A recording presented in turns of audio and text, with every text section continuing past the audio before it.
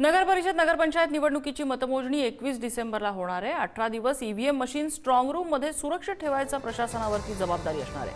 मतमोजणीसाठी table खुर्ची इतर सगळी तयारी काढण्यात येणार आहे।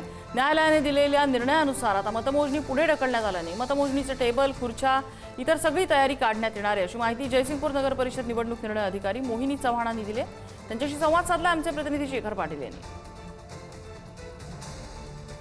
नगरपंचायत आणि नगर परिषदेच्या मतमोजणी जी आहे ती उद्या होणार होती। खरं तर आज मतदान झालेलं आहे, उद्या मतमोजणी होणार होती। राज्यातल्या 288 ठिकाणी या मतमोजणीची प्रक्रिया पार पडणार होती, मात्र आता तो मतमोजणीचा कार्यकाळ जो आहे तो पुढे ढकललेला आहे। 21 डिसेंबर रोजी ही मतमोजणी होणार आहे। मात्र ज्या ठिकाणी मतमोजणी होणार होती तिथली पूर्ण प्रक्रिया जी आहे ती पूर्ण झाली होती, सगळं नियोजन जे आहे ते पूर्ण झालं होतं आणि आता मात्र हे सगळं सेटअप जो आहे तो प्रशासनाला काढावा लागणार आहे। मात्र ज्या ठिकाणी हे ईव्हीएम मशीन येणार आहेत ते ज्या स्ट्रॉंग रूममध्ये ठेवण्यात येणार आहेत त्या ठिकाणची देखील ही व्यवस्था आपण पाहतोय। निवडणूक निर्णय अधिकारी मोहिनी मॅडम आहेत।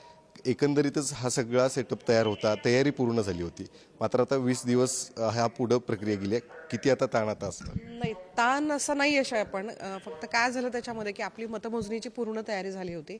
आज जयसिंगपूर नगरपालिकेसाठी एकूण 13 प्रभागामध्ये 54 मतदान केंद्रावरची मतदानाची प्रक्रिया आता सुरू आहे तिथे।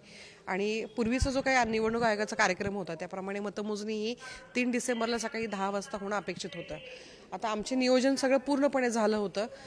साधारणतः आपण 13 प्रभाग आहेत, त्याच्यामुळे प्रत्येक प्रभागासाठी आपण एका टेबलवर की 3 आपण स्टाफ त्यामध्ये नेमलेला होता तिथे, प्लस बाकीची मतमोजणीसाठी जो काय आवश्यक असलेला स्टाफ आहेत। मग त्यामध्ये तुमचं मॅन्युअल कंपायलेशन असेल, कॉम्प्युटर कंपायलेशन असेल किंवा सीलिंग असेल, ईव्हीएम सीलिंग, आफ्टर काउंटिंग जो ईव्हीएम सीलिंग करायचं असतात त्याची सगळ्याची आमची पूर्णपणे तयारी झालेली होती।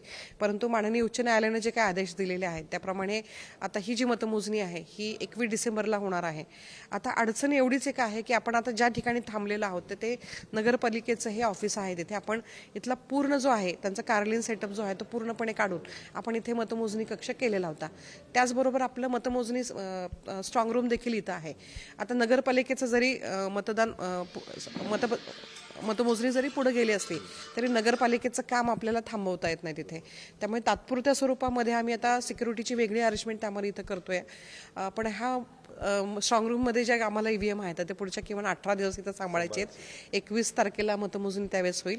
आता माननीय उच्च न्यायालयाचे आदेश आहेत त्यामुळे त्या आदेशाप्रमाणे काम आपल्याला हे करावं लागणार आहे। त्या दृष्टिकोनातून प्रशासनाने जी काही अल्टरनेट जी काही अरेंजमेंट आहे आम्ही आता ती करतोय त्याच्यामध्ये।